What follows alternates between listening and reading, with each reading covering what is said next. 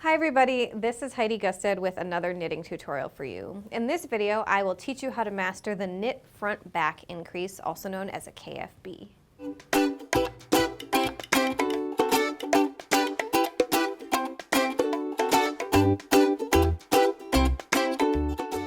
One of the most common increases you come across in knitting is a KFB, also abbreviated KFB, and sometimes you see it abbreviated as INC for increase.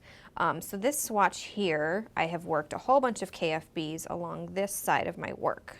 Some things to look at while we've got this swatch out here. You can see I started here and my work got wider as I went because I was working KFBs into this ridge of stitches here.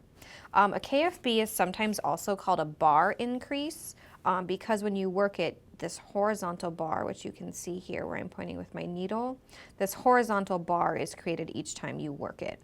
One thing that's nice about that bar is it makes it easy to count where your increases are, but it does affect the visual look of your knitting. So to work our KFB, we are going to do the following. I've got just a couple rows of garter stitch here on my needle, and I'm ready to work a KFB into this next stitch. So we've started with 4 stitches on our needles. Now what we're gonna do is insert our right needle into the left needle, just like we're working a regular knit stitch. And also just like we're working a regular knit stitch, we're gonna yarn over and bring our working yarn through the front of this first loop. So we've now knit into the front of this stitch. Now we're going to swing this right needle around without taking the stitch off of our left hand needle. You can see there how the stitch has opened up. And now what we're going to do is insert our needle into the back, right there, into the back of that same stitch that we knit into the front of. Then we'll yarn over and knit into that stitch and sweep it off the needle. The bar part of this bar increase right here you can see is created when you switch from working in the front and into the back of a single stitch. Now I'm going to knit across the rest of the row to finish out the row. Now I'm going to real quickly purl across the back or the wrong side of my work and then show you one more time how to work a KFB.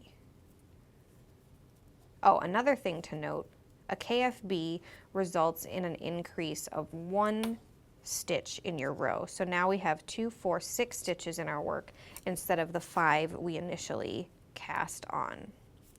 So now I'm going to work another KFB to show you how it's done.